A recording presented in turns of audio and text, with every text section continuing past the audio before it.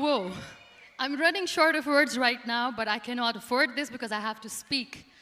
Thank you so much for all the love, for all the warmth. Thank you for accepting me. Thank you very much.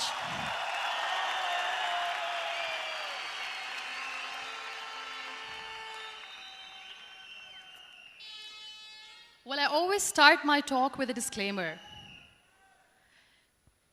And that disclaimer is that I've never claimed to be a motivational speaker. Yes, I do speak, but I feel more like a storyteller because wherever I go, I share a story with everyone. Well, it is a story of a woman whose perfectly imperfect life made her who and what she is today. It's the story of a woman who, in pursuit of her dreams and aspirations, made other people realize that if you think that your life is hard and you're giving up on that because you think your life is unfair, think again. Because when you think that way, you are being unfair to your own self. It's the story of a woman who made people realize that sometimes problems are not too big. We are too small because we cannot handle them.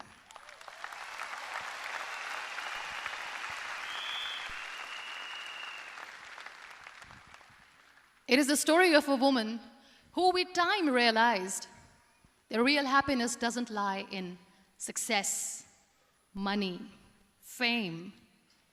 It lies within.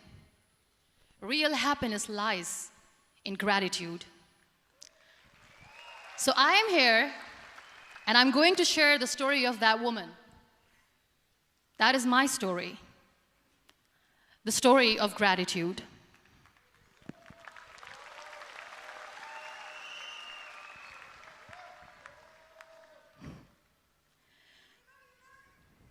I love you too. I love you all. I believe in the power of words. Many people speak before they think.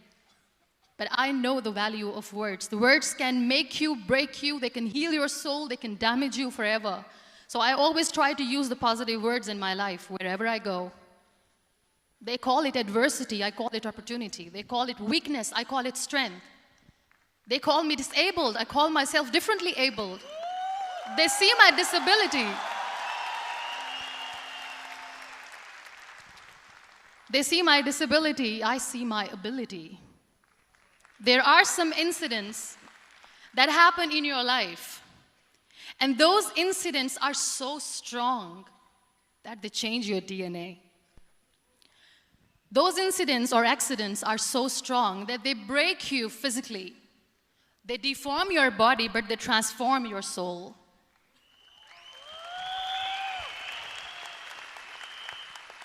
Those incidents break you, deform you, but they mold you into the best version of you.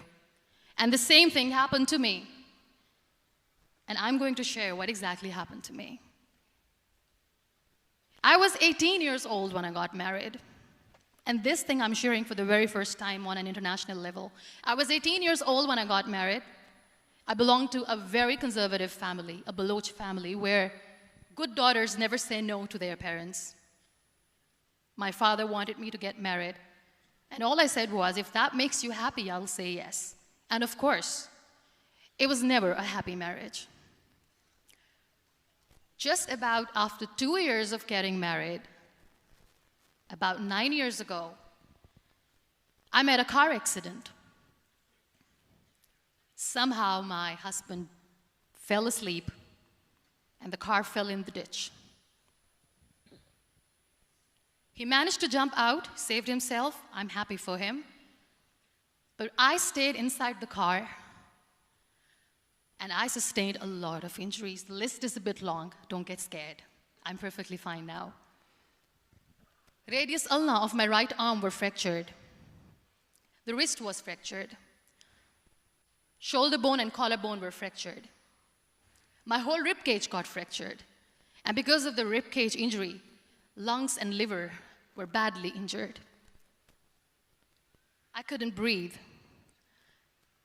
I lost urinary bowel control. That's why I have to wear the bag wherever I go. But that injury that changed me and my life completely as a person and my perception towards living my life was the spine injury. 3 vertebrae of my backbone were completely crushed, and I got paralyzed for the rest of my life. So this accident took place in a far-flung area in the outskirts of a very small province, Balochistan, where there was no first aid, no hospital, no ambulance. I was in the middle of nowhere in that toppled car. Many people came to rescue. They gave me CPR. They dragged me out of the car. And while they were dragging me out, I got the complete transection of my spinal cord. And now there was this debate going on. Should we keep it here? She's going to die. Where should we go? There is no ambulance. There was this 4-wheeler Jeep standing in the corner of the street. They said, put her in the back of the Jeep and take her to the hospital, which is 3 hours away from this place. And I still remember that bumpy ride. I was all broken. They threw me at the back of the Jeep and they rushed me to the hospital. That is where I realized that my half body was fractured and half was paralyzed. I finally ended up in a hospital where I stayed for 2.5 months. I underwent multiple surgeries. Doctors have put a lot of titanium in my arm. There's a lot of titanium at my back to fix my back. That's why people in Pakistan call me the Iron Lady of Pakistan.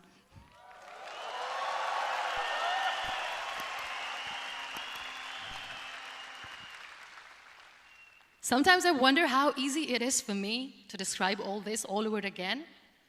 And somebody has rightly said that when you share your story and it doesn't make you cry, that means you have healed.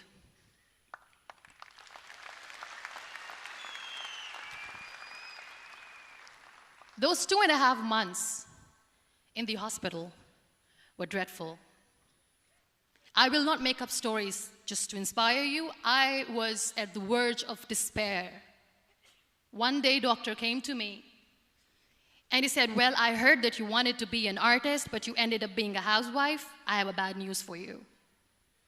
You won't be able to paint again because your wrist and your arm are so deformed, you won't be able to hold a pen again. And I stayed quiet. Next day, doctor came to me and said, your spine injury is so bad, you won't be able to walk again. I took a deep breath and I said, it's all right. The very next day, doctor came to me and said, because of your spine injury and the fixation that you have in your back, you won't be able to give birth to a child again. That day, I was devastated. I still remember, I asked my mother, why me? And that is where I started to question my existence. Why am I even alive? What's the point of living? I cannot walk, I cannot paint, fine. I cannot be a mother. And we have this thing in our heads, being women, that we are incomplete without having children. I am going to be an incomplete woman for the rest of my life. What's the point? People are scared. They think I will get divorced. What is going to happen to me? Why me? Why am I alive? We all try to chase this tunnel. We all do this because we see light in the end of the tunnel, which keeps us going. My dear friends, in my situation, there was a tunnel that I had to roll on, but there was no light. And that is where I realized that the words have the power to heal the soul. My mother said to me, this too shall pass. God has a greater plan for you. I don't know what it is, but He surely has.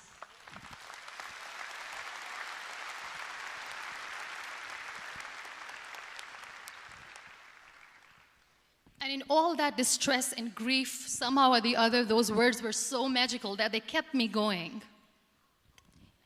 I was trying to put that smile on my face all the time, was hiding. It was so hard to hide the pain, which was there. But all I knew was that if I will give up, my mother and my brothers will give up too. I cannot see them crying with me. So what kept me going was, one day I asked my brothers, I know I have a deformed hand, but I'm tired of looking at these white walls in the hospital and wearing these white scrubs.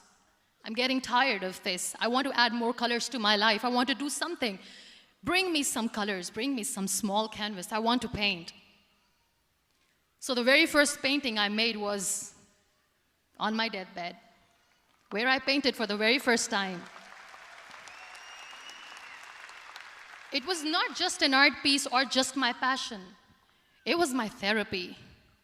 What an amazing therapy it was. Without uttering a single word, I could paint my heart out. I could share my story. People used to come and say, what lovely painting, so much color. Nobody could see the grief in it. Only I could. So that's how I spent 2.5 months in my hospital, crying, never complaining or whining, but painting.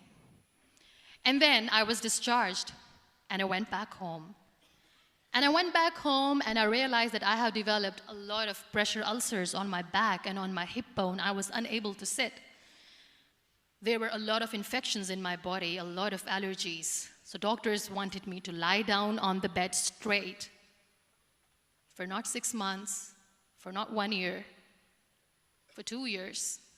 I was bedridden, confined in that one room, looking outside the window, listening to the birds chirping, and thinking maybe there will be a time when we'll be going out with the family and enjoying the nature. That was the time where I realized how lucky people are, but they don't realize.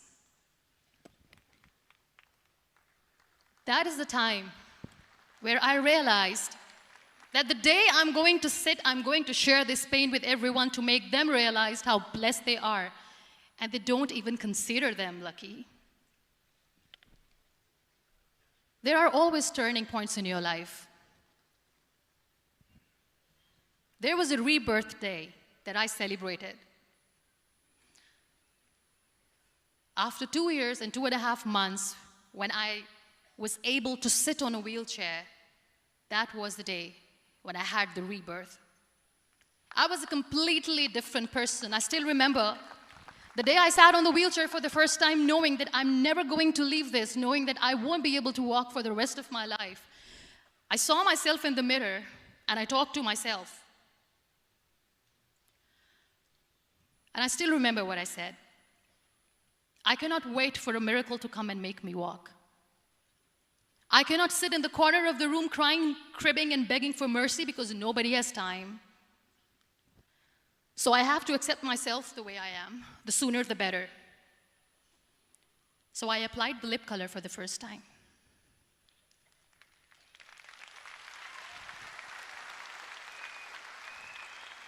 And I erased it. And I cried. And I said, what am I doing? A person on a wheelchair should not do this. What will people say? Clean it up. I put it again. This time I put it for myself. Because I wanted to feel perfect from within.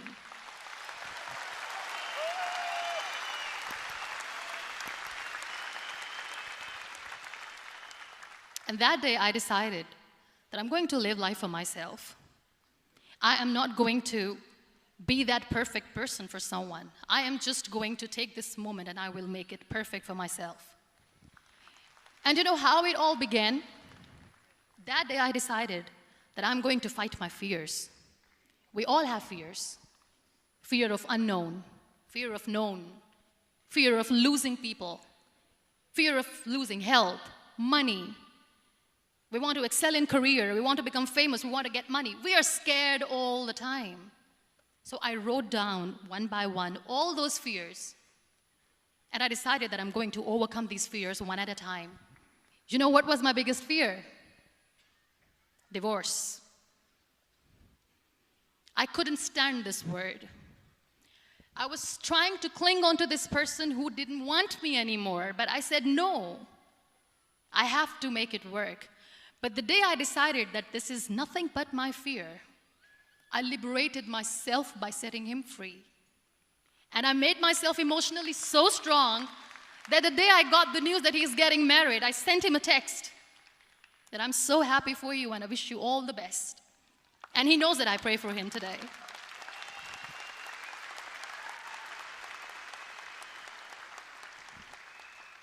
My biggest fear, number 2, was I won't be able to be a mother again. And that was quite devastating for me. But then I realized there are so many children in the world, all they want is acceptance. So there is no point of crying, just go and adopt one. And that's what I did.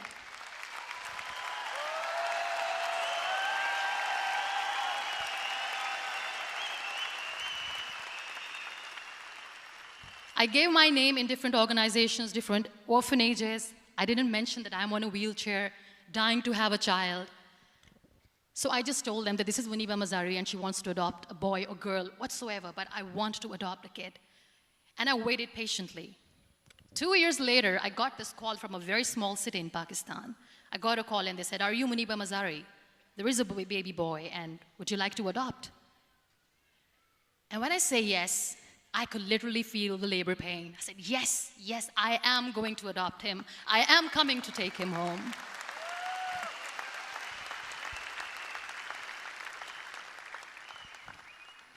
And when I reached there, the man was sitting and he was looking at me from head to toe. And in back of my head, I kept thinking that, oh my God, he is going to say she's on the wheelchair, she doesn't deserve it. How is she going to take care of him? And I looked at him and I said, do not judge me because I'm on the wheelchair. But you know what he said? He said, I know you will be the best mother of this child. You both are lucky to have each other.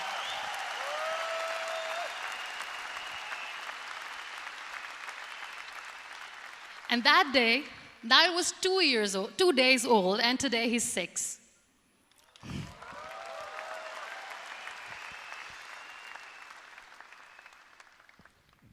You'll be surprised to know another bigger fear that I had in me. It was facing people. I used to hide myself from people. When I was on bed for 2 years, I used to keep the door closed. I used to pretend that I'm not going to meet anyone, tell them that I'm sleeping. You know why? Because I couldn't stand that sympathy that they had for me. They used to treat me like a patient. When I used to smile, they used to look at me and say that, "You're smiling, are you okay?" I was tired of this question being asked, "Are you sick?" Well, a lady yesterday at the airport asked me, "Are you sick?" And I said, well, besides the spinal cord injury, I'm fine, I guess.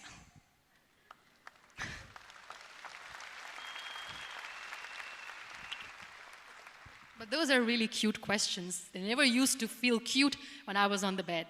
So I used to hide myself from people, knowing that, oh my God, I'm not going to see that sympathy in their eyes. It's all right. And today I'm here speaking to all these amazing people because I have overcome the fear.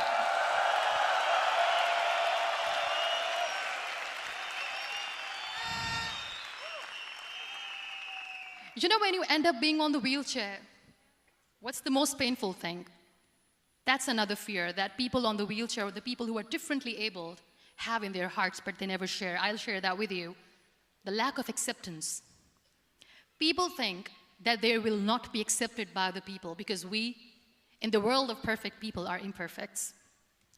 So I decided that instead of starting an NGO for disability awareness, which I know will not help anyone, I started to appear more in public. I started to paint. I always wanted to. I have done a lot of exhibitions. I'm Pakistan's first wheelchair-bound artist. I have done a lot of modeling campaigns, different campaigns for brands like Tony and Guy.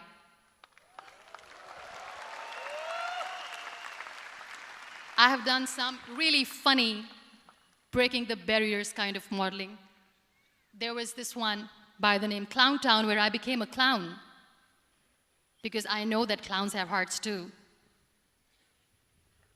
And then I also decided that if I really want to make the difference, I am not going to let people use me for their polio campaigns where they will make you a victim and an emblem of misery and mercy and will say that, you know what, give polio drops to your children or they'll become like this girl. I decided that I'm going to join the national TV of Pakistan as an anchor person. And I've been doing a lot of shows for the last 3 years.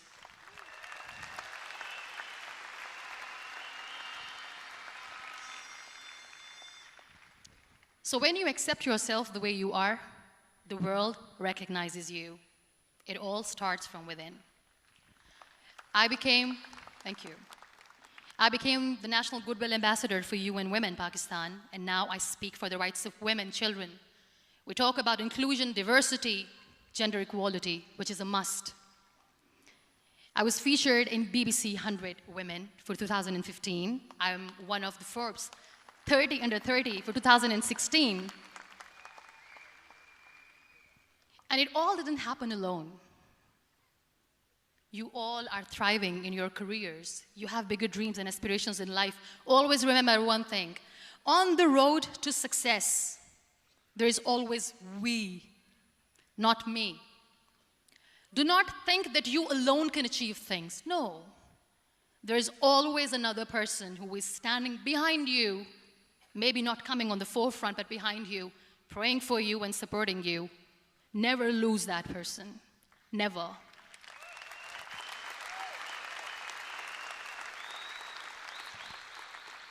No matter how much I say that I couldn't find a hero, so I became one, I still want to recognize those 3 people in my life who literally changed my life completely, and I get inspiration from them every single day. Waleed Khan. Many people know about the terrorist attacks in Pakistan. We have lost many people. And I'm sharing this with a very heavy heart because we actually have lost a lot of people in this huge turmoil of terrorism. These people are barbarians. They do not see people.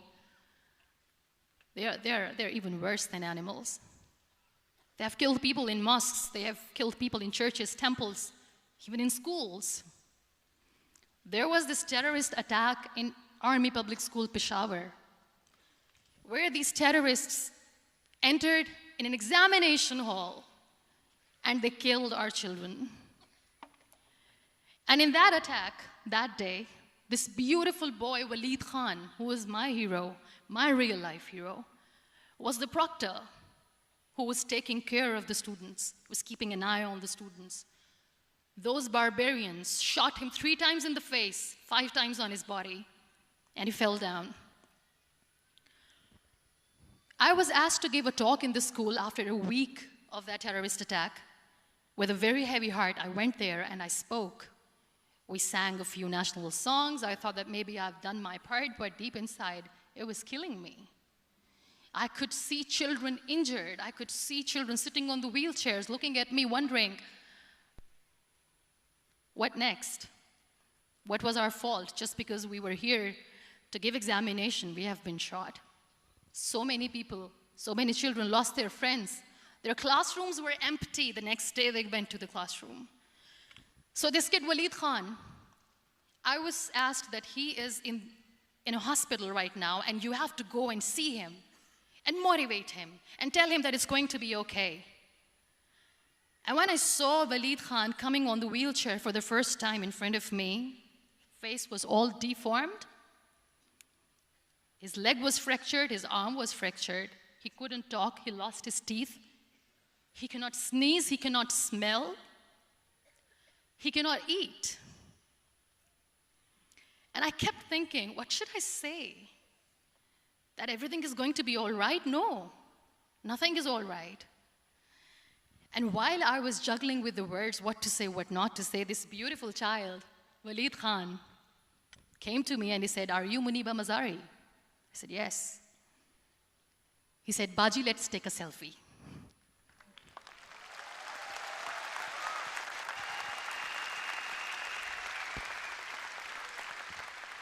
And with that beautiful, toothless smile of Waleed Khan, we took that beautiful selfie that I still have with me.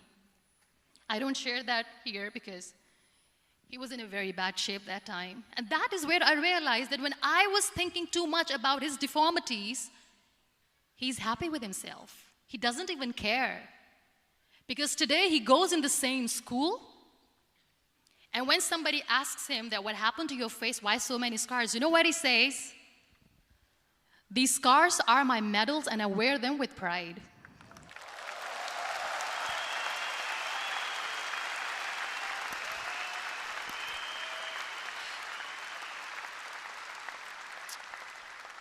And how beautifully he says the terrorists wanted me not to study. I am going to study. I will become a doctor one day. And this is my way of taking revenge from those terrorists. Another real-life hero, of course, my son. His name is Nile, N-I-L-E, River Nile. I learned so much from this kid. The first and foremost thing is patience. How to be patient when you know that your mother cannot walk, when you know that your mother is different from the other women, when you know that your mother cannot go out and play with you, how to stay calm. He loves football. And when we got the very first football, he was 4 years old. He was super excited. I still remember he came in the room and he said, "Mom, let's play football." And he kept the ball in my feet. And he said, "Let's kick it." And that day I felt disabled. I said, "I cannot kick the ball." And I was down with the same face. He looked at me and he said, "Well, that's all right. Your legs are not working, but your hands do. Let's play catch the ball."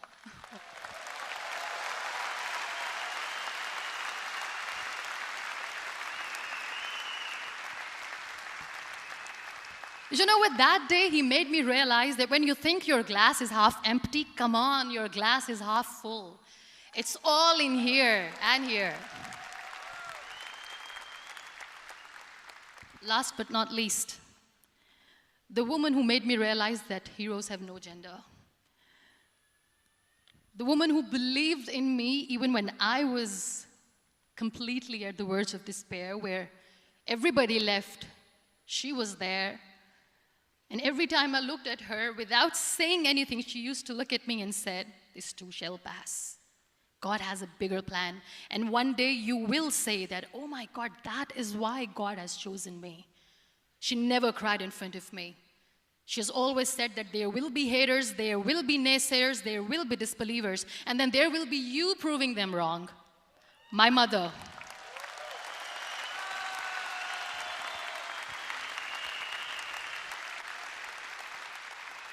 Whatever I am today, I'm nothing without her.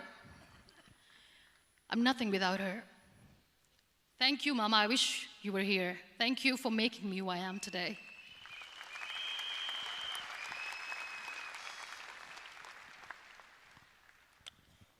You know what? We human beings have a problem. Out of many problems, there is one more, and this is self-created one. We always expect ease from life.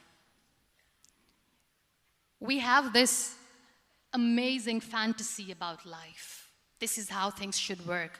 This is my plan. It should go as per my plan. If that doesn't happen, we give up. So my dear friends, let me tell you one thing. I never wanted to be on the wheelchair. Never thought of being on the wheelchair. I was always aspiring to do bigger things, but had no idea that for that I have to pay the price to be where I am today. It's a very heavy price. This life is a test and a trial, and tests or trials are never supposed to be easy. So when you are expecting ease from life, and life gives you lemons, then you make the lemonade, and then do not blame life for that, because you were expecting ease from a trial. Trials make you a stronger, better person. Life is a trial, and with time you realize that.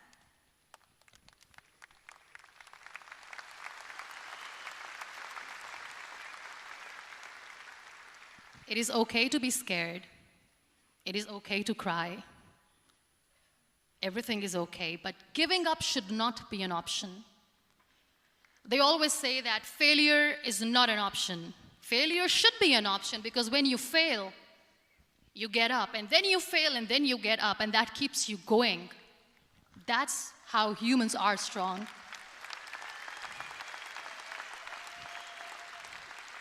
Failure is an option, should be an option, but giving up is not. Never. We have this thing in minds. We call it perfection. We want everything perfect. We want ourselves to be perfect. There is this image in our head about everything. Perfect life, perfect relationships, perfect career, perfect amount of money that we need to earn no matter what. Nothing is perfect in this world. We all are perfectly imperfect, and that is perfectly all right. That's all right. We were sent here not to become the perfect people.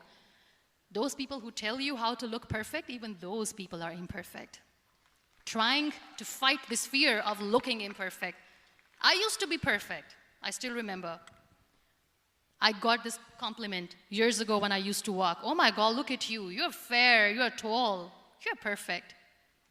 Look at me now. You're still perfect. Only the perfect eyes can see that. Only the perfect eyes will see that. Only the perfect eyes will see that. So yes, in all those imperfections, you have to listen to your heart. You don't have to look good for people. You don't have to be perfect just because other people want you to be perfect. If your soul is perfect from within, that's all right. This is all what you want. This is all what you need to be. Our society has made very weird kind of norms to look perfect and great. For men, it's different. For women, it's different. We think too much about what people say.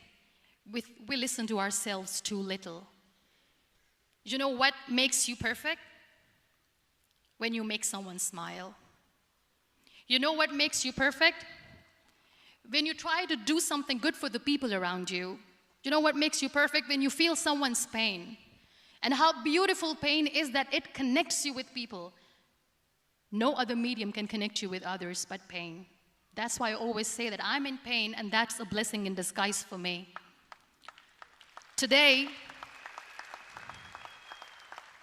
just because I'm in pain and I'm on the wheelchair, I work for children. Being the head of CSR for a company, we conduct medical camps in far-flung areas of Pakistan where so many kids die because they don't have medical facilities. And I personally believe just because they cannot afford to live doesn't mean we'll let them die. So we give them money, we give them medical treatment, we try to heal their wounds, physical and emotional.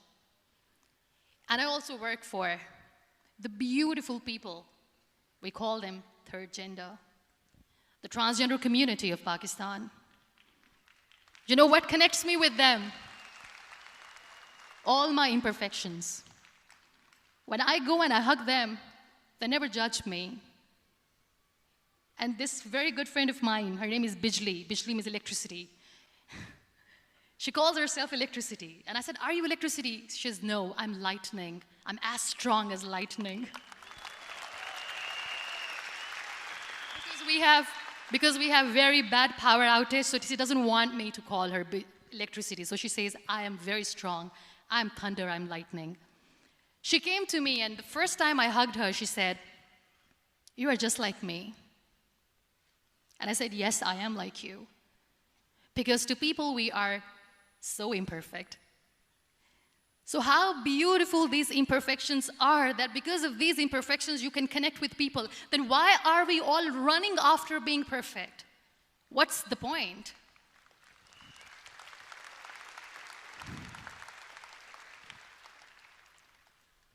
Every time I go in public, I always smile.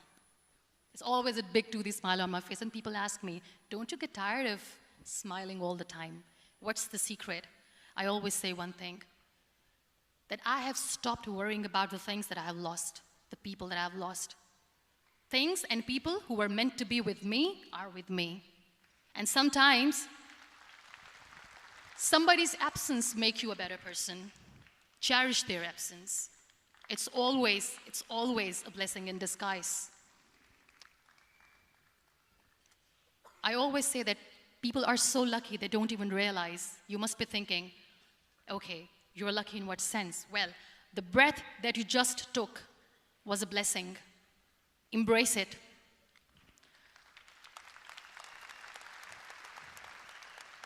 There are so many people in the world who are dreaming to live a life that you are living right now. You have no idea. Embrace each and every breath that you are taking. Celebrate your life. Live it. Don't die before your death. We all die.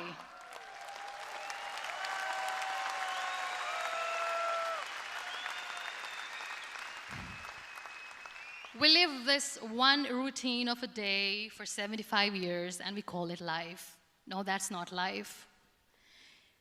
If you're still thinking why you have been sent here, if you're still juggling with the concept of why you are here, you haven't lived yet. You work hard, you make money, you do it for yourself. That's not life. You go out, you seek for people who need your help, you make their lives better.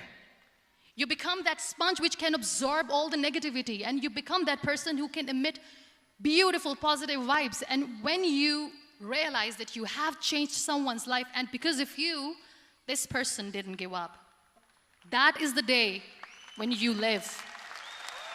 Always.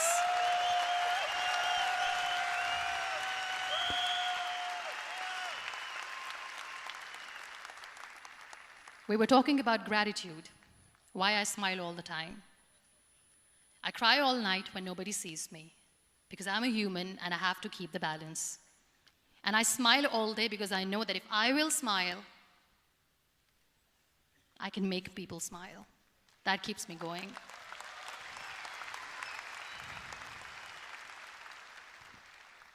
Be grateful for what you have, and you will always, always end up having more.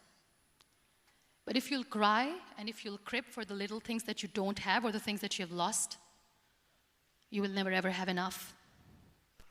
Sometimes we are too busy thinking about the things that we don't have that we forget to cherish the blessings that we have. I'm not saying that I'm not healthy and that makes me unlucky, but yes, it is hard. It is hard when I say that I cannot walk. It is hard to say when I wear this bag. It hurts. But I have to keep going, because never giving up is the way to live, always.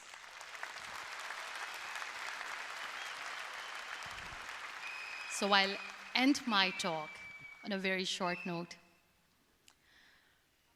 Live your life fully. Accept yourself the way you are. Be kind to yourself. Be kind to yourself. I'll repeat, be kind to yourself, and only then you can be kind to others. Love yourself and spread that love. Life will be hard. There will be turmoils, there will be trials, but that will only make you stronger. Never give up. The real happiness doesn't lie in money or success or fame. I have this all, I never wanted this. Real happiness lies in gratitude. So be grateful, be alive, and live every moment. Thank you so much, everyone. Thank you.